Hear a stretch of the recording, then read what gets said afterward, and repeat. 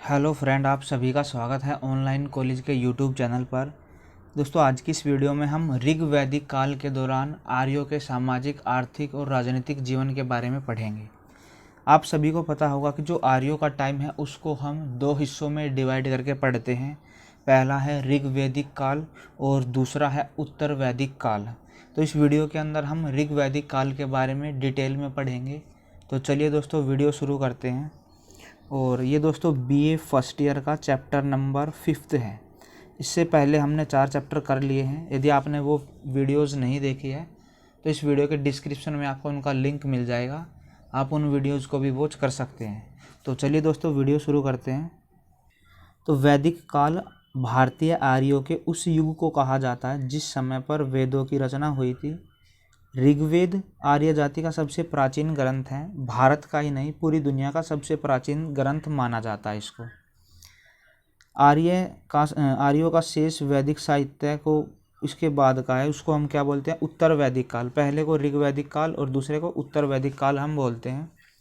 अतः ऋग्वेद में हमें आर्यों के सामाजिक, आर्थिक, राजनीतिक और धार्मिक जीवन की जानकारी मिलती है। वही शेष वैदिक साहित्य में हमें उत्तर वैदिक कालीन आर्यों के जीवन के सभी पहलुओं में आए परिवर्तन का ज्ञान प्राप्त होता है। अतः हम वैदिक साहित्य में प्रतिबिंबित ऋग्वैदिक आर्यों के जीवन की प्रमुख विशेषताओं का वर्णन निम्नलिखित प्रकार से कर सकते हैं। तो अब दोस्तों हम आर्यों के सामाजिक, आर्थिक, राजनीतिक, धार्मिक जीवन को 1 बाय 1 करके देखेंगे। तो चलिए दोस्तों, नेक्स्ट स्लाइड पर चलते हैं।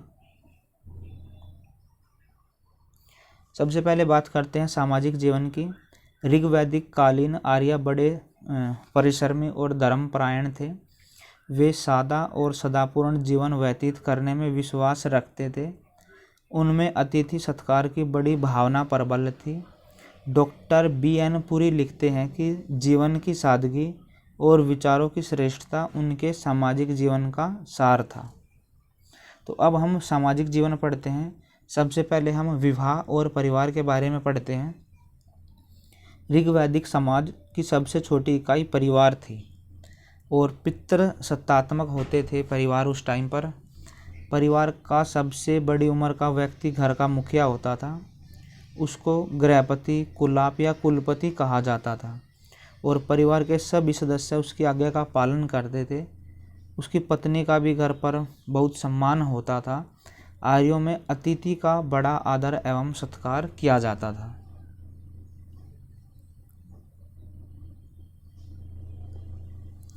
आर्यों में जो विवाह प्रथा प्रचलन थी उसमें क्या था कि स्त्री पुरुष को अपना जीवन साथी चुनने की आज़ादी थी। उस टाइम पे जात पात का कोई बंधन नहीं होता था। विधवाओं के विवाह के हमें कोई भी प्रमाण नहीं मिले हैं और उस टाइम पे बाल विवाह भी की जो प्रथा है वो भी प्रचलित नहीं थी। दहेज प्रथा उस टाइम पर थी। यदि वर या वधू किसी में भी कोई भी दोष है तो एक पक्ष दूसरे पक्ष को उस टाइम पर दहेज देता था। आर्यों में सती प्रथा, पर्दा प्रथा, इनका भी रिवाज नहीं था। विवाह के अवसर पर पुरोहित वर और वधू दोनों को आशीर्वाद देता था। पुरोहित आप ये तो लगा लो, एक तरह से जो भी कर्मकांड वगैरह को देखता था उसको बोलते थे पुरोहित। इसके बाद सेकंड नंबर पर आता है भोजन और वस्त्र। आर्यों का भोजन सादा और पौष्टिक था। वे दूध, दही, मक्खन का अधिक मात्रा में सेवन करते थे। इसके अलावा वे गेहूँ, चावल, जौ, चना, मक्का, दालें, सब्जियां, फल आदि के रूप में खाते थे, इत्यादि इनको खाते थे वे। आर्य लोग सोमरस के शौकीन थे और मदिरा यानी कि शराब से घृणा करते थे। सोमरस वे देवी देवताओं को भी भेंट चढ़ाते थे। आर्यों के जो वस्त्र थे वे बिल्कुल सीधे साधे होते थे। जो ऊपर का भाग होता है यानी कि जहाँ पर हम बेल्ट बांधते हैं उससे ऊपर के भाग को अधिवास और नीचे के भाग को नीवी कहा जाता था। सिर पर पगड़ी धारण करते थे जिसको वास बोलते थे और वस्त्र भेड़ की ऊन या कपास के सूत से काटकर उस टाइम पर बनाए जाते थे।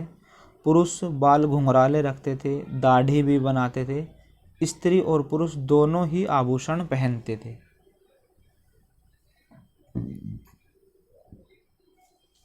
इसके बाद बात करते हैं भवन निर्माण की। भारत में आने के बाद आर्य छोटे छोटे घर बनाकर स्थायी रूप से एक स्थान पर रहने लगे। उनका जीवन ग्रामीण था। उनके जो घर थे बांस, लकड़ी, मिट्टी, घास फूस इनके बने होते थे। घर उन ऊंचे स्थान पर होते थे और प्रत्येक घर में स्त्री पुरुष अलग अलग कमरों में रहते थे, मतलब सभी के अलग अलग कमरे बने होते थे। इसके बाद बात करते हैं उनके मनोरंजन के साधन। आर्य लोग आमोद प्रमोद के विभिन्न साधनों में रुचि रखते थे। रथ दौड़ है, घुड़ दौड़ है, नृत्य है, वाद्य है, संगीत, पासे का खेल, ये उनके मनोरंजन के साधन थे।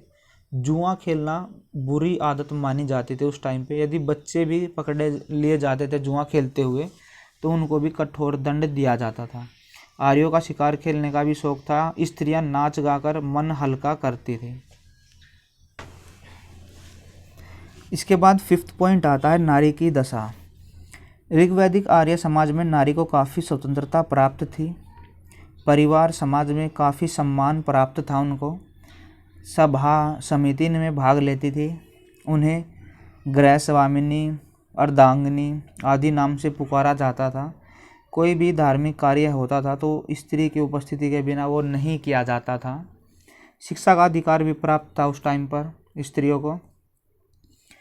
उस समय सिक्ता, घोषा, अपाला आदि विदुषी स्त्रियां थीं। अपाला, घोषा, विश्ववरा ने तो वेद मंत्रों की रचना की थी। उन्होंने ऋषियों का पद प्राप्त किया था, यानी कि उस टाइम पर ऋषि जो थी, स्त्रियां भी ऋषि थी। स्त्रियां पतिव्रता धर्म का पालन करती थी और रण क्षेत्र में भी जाती थी। कभी कभी पति की मृत्यु होने पर स्वयं जलकर प्राणों का त्याग कर देती थी। हालांकि ऋग्वेद में सती प्रथा का उल्लेख नहीं है, यह प्रथा क्षत्रियों में थी।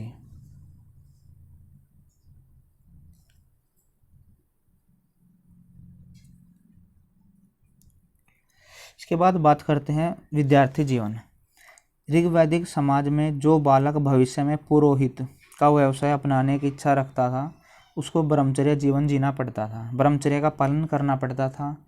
गुरु उनके माता पिता के समान होते थे, यानी कि उस टाइम पे गुरुओं का काफ़ी सम्मान किया जाता था।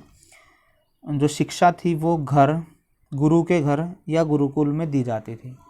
शिक्षा देने का कार्य कौन करते थे? ब्राह्मण लोग करते थे।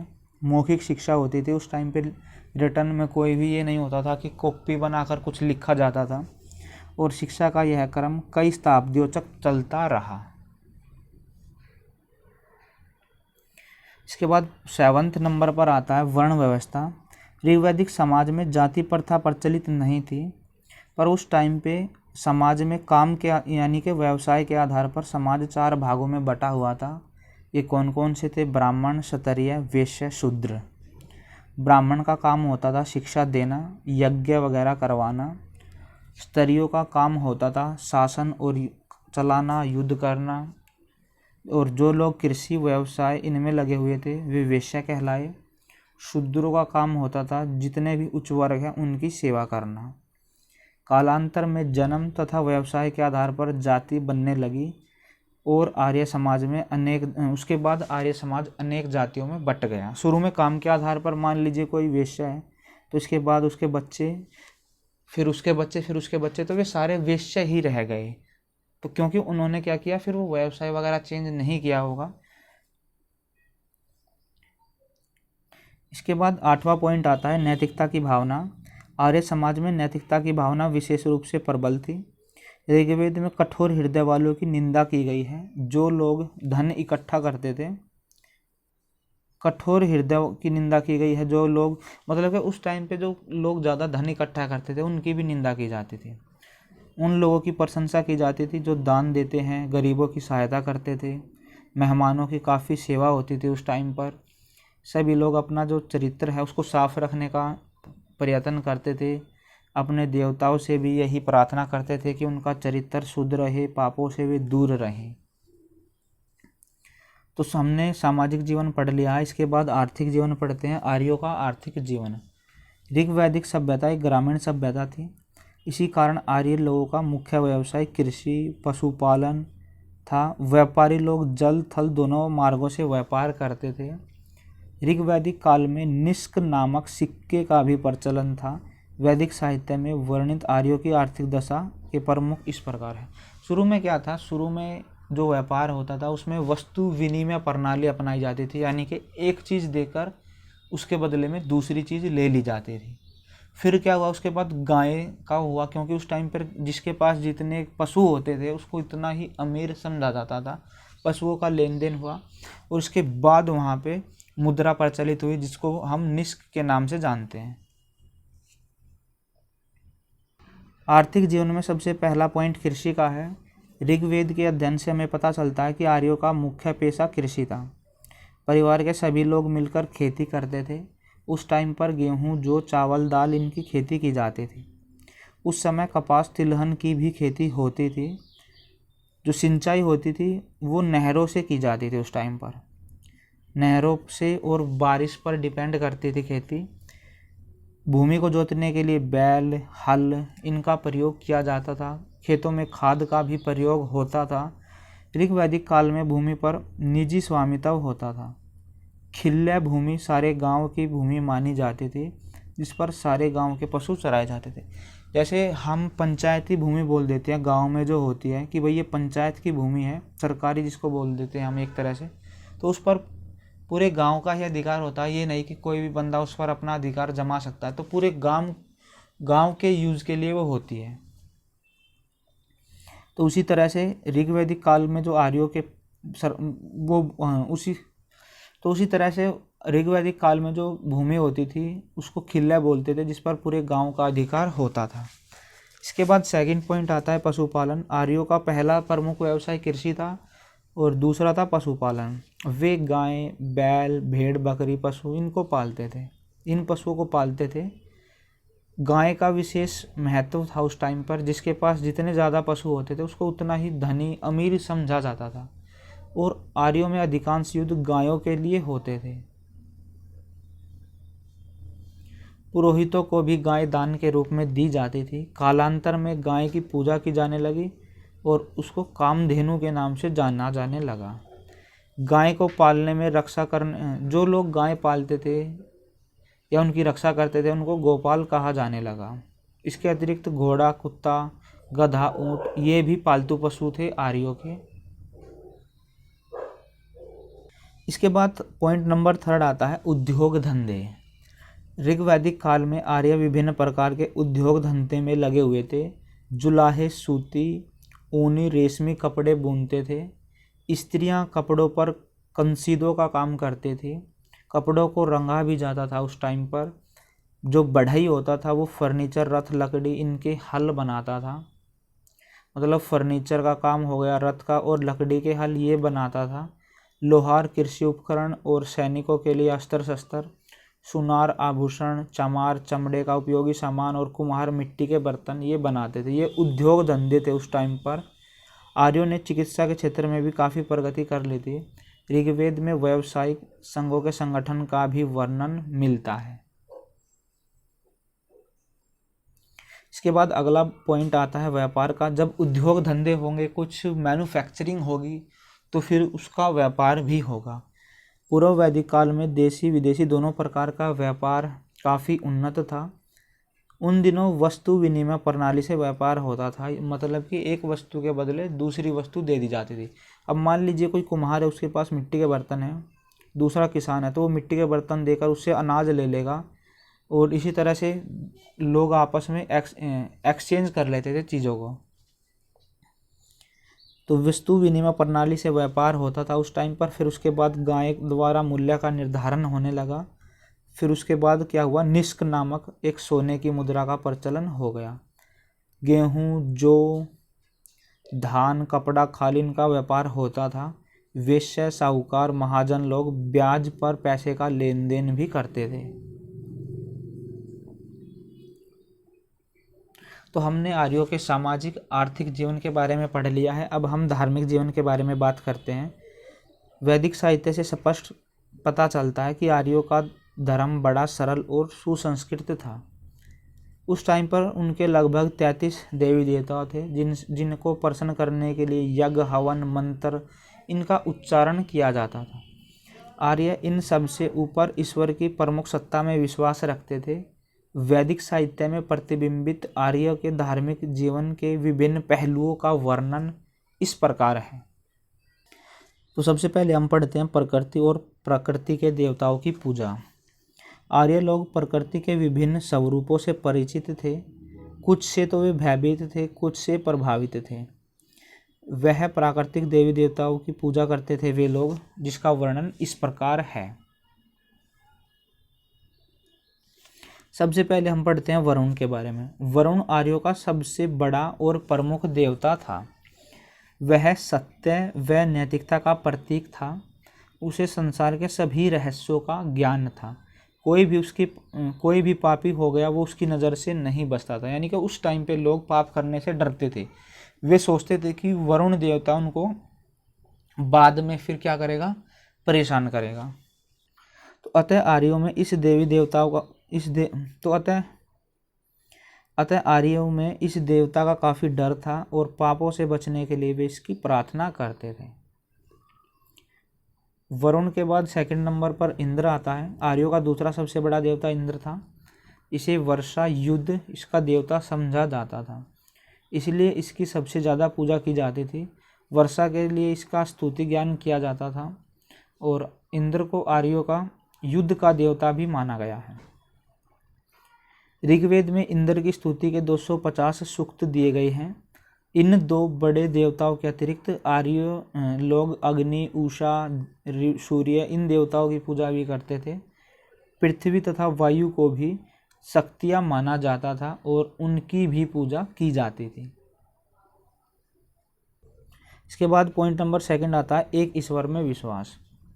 विभिन्न देवी देवताओं की पूजा करते हुए आर्य लोग एक ईश्वर की महान सत्ता में विश्वास रखते थे।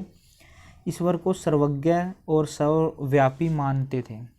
आर्य लोगों का ईश्वर की एकता में दृढ़ विश्वास था। इसके बाद पॉइंट नंबर थर्ड आता है मंदिरों और पूजा गृहों का अभाव। उस टाइम पर क्या होता था, पेड़ के नीचे बैठ के या कहीं खुले स्थान पर या नदी के तट पर बैठकर पूजा अर्चना की जाती थी। उस टाइम पर मंदिर वगैरह नहीं थे।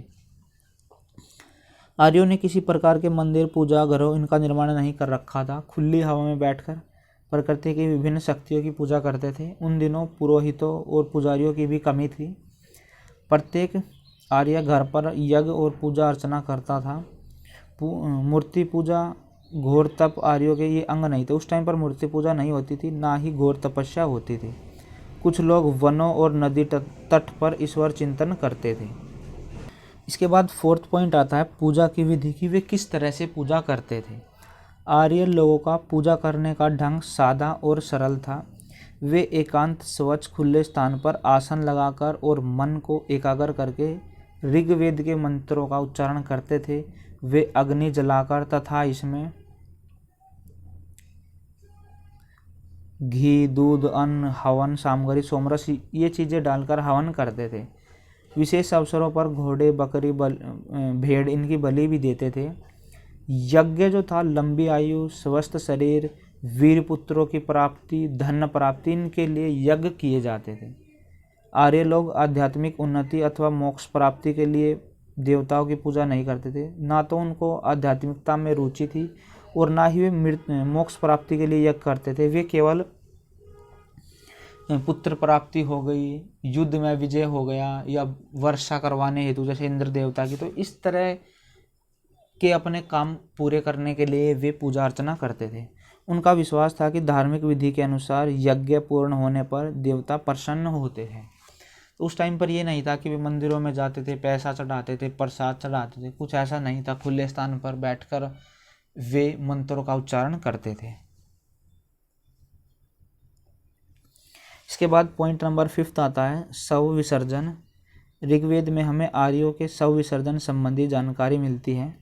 आर्य लोग अपने मृतकों का दाह संस्कार करते थे, किंतु विधवाओं के शव को जमीन में गाड़ने की प्रथा थी। उस टाइम पर क्या होता था, मृतकों का दाह संस्कार किया जाता था और उनकी जो पत्नियां हैं, जो विधवाएं हैं, उनको क्या करते थे, ज़मीन में गाड़ने की प्रथा थी। इसके बाद हम राजनीतिक जीवन के बारे में बात करते हैं। वैदिक साहित्य के अध्ययन से ज्ञात होता है कि ऋग वैदिक काल में प्रशासन को सुचारू रूप से चलाने के लिए अनेक प्रकार की राजनीतिक इकाइयाँ स्थापित थी आना है यहाँ पे, जो समाज की अनेक संस्थाओं के कामकाज को देखती थी। आर्यों के राजनीतिक जीवन का वर्णन इस प्रकार है। तो अब हम राजनीतिक जीवन के बारे में बात करेंगे। सबसे पहले राजनीतिक संगठन। आर्यों के सामाजिक जीवन की तरह राजनीतिक जीवन का मूल आधार भी कुटुंब था। कई कुटुंब मिलकर ग्राम बनता था, इसका मुखिया ग्रामीणी होता था। ये मैं आपको समझा दूंगा अभी। फिर कई गांव के समूह को विश्व, ये है सबसे पहले, जैसे मान लीजिए छोटे छोटे ये हैं कुटुंब। कुटुंब मिलकर क्या बनाएंगे, गांव। फिर गांव मिलकर क्या बनेगा, विश्व। ठीक है। और विश्व के बाद तो विश्व जो होगा वो उस टाइम पे एक तरह का, आप ये लगा लो, देश होता था। तो यहाँ पे हमने यही पढ़ा है कि सबसे मूल आधार क्या था, कुटुंब था। कुटुंब, जब कई कुटुंब मिलते थे तो ग्राम यानी कि गांव बनता था, जिसका मुखिया ग्रामीणी कहलाता था। तो फिर कई गांव मिलकर विश्व कहलाते थे और विश्व का मुखिया विश्वपति होता था। विश्व मिलकर जन कहलाते थे, जिसका मुखिया राजन यानी कि राजा होता था। वेदों में ऐसे सूक्त भी हैं जिनमें कई जनों के समूह का भी वर्णन, यानी कि जन के बाद महाजनों का भी हमें आइडिया लग जाता है। किससे, सूक्तियों से। इसके बाद जैसे 6ठी शताब्दी के आसपास आपको पता होगा भारत 16 महाजनपदों में बटा हुआ था, जिसमें जैसे कि मगध हो गया, वज्जी हो गया, कौशल हो गया, तो आदि थी ये। इसके बाद सेकंड पॉइंट आता है जन राज्य। ऋग्वेद में कई जनों के नाम मिलते हैं, जिनमें भरत, मत्स्य, यदु, अनु, पुरु, चेती आदि प्रमुख थे। हालांकि इन जनों का राजनीतिक संगठन एक जैसा नहीं था। कुछ जनों में गणराज्य स्थापित थे, जहां राजा शासन नहीं करते थे, बल्कि जनता के प्रतिनिधि प्रशासन चलाते थे, परंतु अधिकतर जन राजा के अधीन होते थे।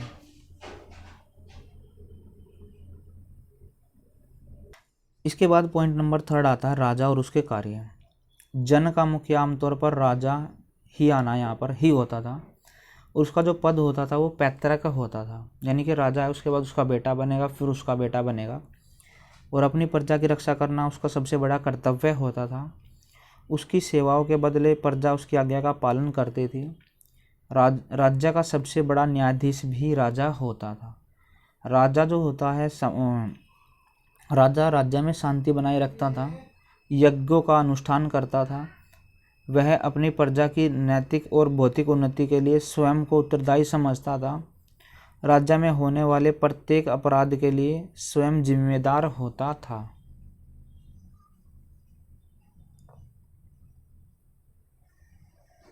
अतः प्रजा की दशा जानने के लिए राजा अनेक गुप्तचरों की नियुक्ति करता था। इसके बाद पॉइंट नंबर 4 आता है राज्याधिकारी। राज्य में शांति व्यवस्था बनाए रखने के लिए राजा कई अधिकारी नियुक्त करता था, जिसमें पुरोहित, सेनापति, ग्रामीणी प्रमुख थे। राजा के बाद पुरोहित का सबसे ऊंचा स्थान होता था, यानी कि सेकंड रैंक पुरोहित की होती थी। उसका काम क्या है, प्रजा का सलाहकर्ता और धर्मगुरु। सेनापति का कार्य होता था युद्ध का, यानी कि 3rd नंबर पर होता था। तो सेना का प्रधान होता था, ग्रामीणी ग्राम का मुखिया होता था और ग्राम प्रशासन की देखभाल करता था। तो यहाँ पे आप ये सेकंड काट लेना, क्योंकि ये तीसरा नंबर आएगा इसका, क्योंकि फर्स्ट नंबर राजा का है, सेकंड पर पुरोहित है और तीसरा ये होता था।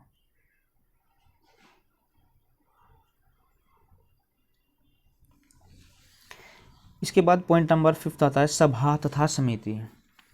सभा तथा समिति 2 प्रमुख संस्थाएं थी उस टाइम पर। ऋग्वेद में विशेष स्थान इनको मिला है। हमारे पास इन दोनों के गठन और दोनों के अंतर के बारे में कोई निश्चित जानकारी नहीं है। संभवतः समिति जनसाधारण की संस्था थी, जिसका कार्य राजनीतिक था। जबकि कुलीन वर्ग की संस्था जो सभा थी, देखो दो थी, एक सभा और एक समिति, ठीक है। जो समिति थी वो आम लोगों की एक संस्था थी, और जो सभा थी उसमें कुलीन वर्ग थे, यानी कि राजा हो गया, पुरोहित हो गया, ये। तो इसका कार्य क्या था? प्रशासनिक कार्य, निर्णय लेना। दोनों संस्थाएं राजा की निरंकुशता पर कंट्रोल रखती थी। ये नहीं है कि राजा जो है वो तानाशाह हो जाए। इन संस्थाओं में राजनीतिक मामलों में स्वतंत्रता पूर्वक विचार विमर्श होता था। कई बार तो वाद विवाद उग्र रूप धारण कर लेता था। प्रत्येक सदस्य अपनी बात दूसरों से मनवाने की इच्छा करता था। इसमें निर्णय सर्वसम्मति से लिए जाते थे। इसके बाद पॉइंट नंबर 6 है स्थानीय स्वशासन। ऋग्वैदिक काल के राजनीतिक जीवन की एक अन्य विशेषता स्थानीय शासन था। ग्राम का सबसे बड़ा अधिकारी ग्रामीणी होता था। उसका कार्य ग्राम में शांति बनाए रखना, युद्ध के अवसर पर लोगों का नेतृत्व करना। राजा स्थानीय मामलों में बहुत कम हस्तक्षेप करता था। इसी प्रकार विष का प्रबंधन होता था। उसके पास पूरी आज़ादी थी अपने विष में शांति बनाए रखना या छोटे मोटे कामकाज करना। छोटे स्तर पर सेनापति होता था, युद्ध के समय राजा की सहायता करता था। इसके बाद पॉइंट नंबर 7 आता है युद्ध विधि। ऋग्वेद के अध्ययन से हमें आर्यों की युद्ध नीति, युद्ध विधि दोनों का पता चलता है। उस टाइम पर समाज के सभी लोग युद्ध में भाग लेते थे। जनसाधारण पैदल युद्ध करते थे। राजा और कुलीन वर्ग रथ में बैठकर युद्ध लड़ते थे। धनुष, बाण, भाला, तलवार, बर्छा, कुल्हाड़ी ये उस टाइम पर हथियार होते थे। जबकि कवच, शिरस्त्राण, बाहुरक्षक उनके हथियार होते थे। उस समय युद्ध नदियों के तटों या खुले मैदान में लड़े जाते थे। युद्ध में विजय प्राप्त करने के लिए इंद्र देवता की उपासना की जाती थी। इसके बाद लास्ट पॉइंट आता है न्याय व्यवस्था। न्याय करना राजा का महत्वपूर्ण कार्य था। आर्य समाज में चोरी, डकैती, हत्या, जुआखेरी, ऋण संबंधी झगड़े अपराध समझे जाते थे। उस टाइम पर मृत्युदंड नहीं दिया जाता था। यदि कोई व्यक्ति किसी का ऋण नहीं चुकाता है तो उसको दास बना लिया जाता था। किसी व्यक्ति को निर्दोषित करने के लिए अग्नि और जल परीक्षा इनसे गुजरना पड़ता था। आर्यों में पंच निर्णय की भी प्रथा प्रचलित थी। तो इस वीडियो के अंदर दोस्तों हमने ऋग्वैदिक कालीन आर्यों के सामाजिक, आर्थिक, राजनीतिक, धार्मिक जीवन के बारे में बातें की हैं। उम्मीद करते हैं आपको ये वीडियो पसंद आई होगी। यदि दोस्तों वीडियो पसंद आई हो तो वीडियो को लाइक करें, शेयर करें और कमेंट बॉक्स में कमेंट्स ज़रूर डालिए। मिलते हैं किसी ऐसी वीडियो में, तब तक के लिए बाय बाय।